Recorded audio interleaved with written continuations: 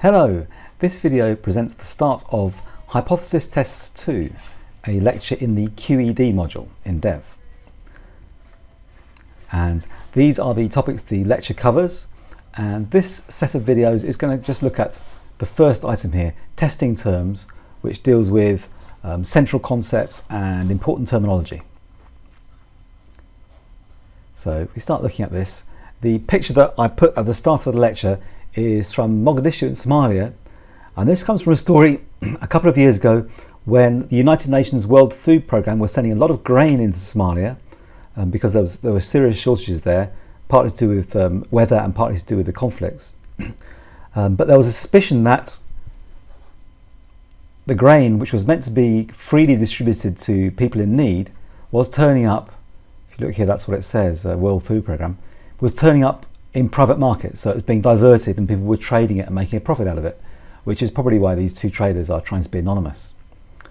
Now, unfortunately, this is being carried out on a huge scale. This World Food Programme grain aid is on a huge scale, and it's very, very difficult to measure it across the whole country because all they could do was go and visit a few markets and see how much was being sold there and try and generalise on that. So they're asking, what does that sample of a few markets tell them about what's going on at the national level? And that's the kind of thing that we're using the tests and the other techniques from this lecture and the next lecture to try and address. So it plays, unfortunately, this kind of story into perhaps the UKIP type of narrative that international development aid is very inefficient because he starts it in a Western country with the hard-working taxpayers pouring in enormous amounts of resources, which then various bureaucrats then take their slice of as it leaks out here and there. And eventually, the poor people who UKIP, of course, and others agree we should really try and help, they get a tiny drop. So this is a terrible way of trying to help people. And this narrative of food aid being sold feeds into that. So it's important to get evidence over whether this is really happening or not and the extent to which it is.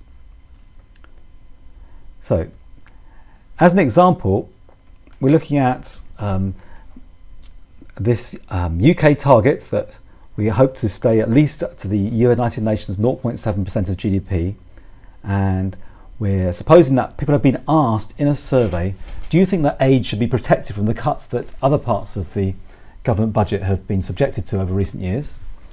And imagine that you think that Dev students are more likely to say yes. So yes would be a pro-aid response. You think that aid budget should be protected.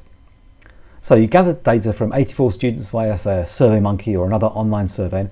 What do you think you could find if you interview some Dev students and some non-Dev students? You got 84 of them. Well, here's some possibilities. First of all, before we look at what you might find, we look at what could the underlying reality be. So there's two possible truths. It could be that among all students, this represents the whole population. These green smiley ones, without being too value judgment about it, I'm saying the green smiley ones is someone that says, yes, protect aid, we need to protect that. Don't cut it. And the red frowny ones are the ones that say, no, it's all being stolen, let's cut it. So these are the ones saying, yes, protect aid, these saying, no, don't protect aid.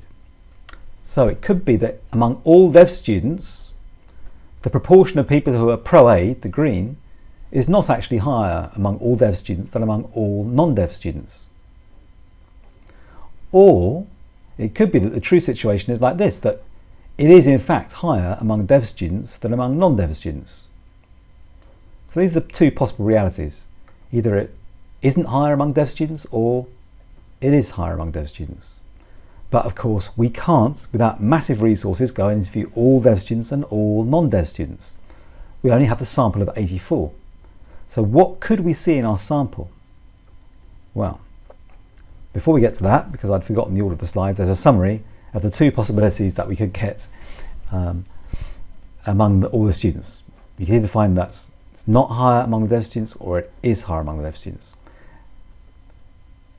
That's what I was waiting for. The problem is we can't directly observe these because it would be too expensive, so all we can observe is a sample.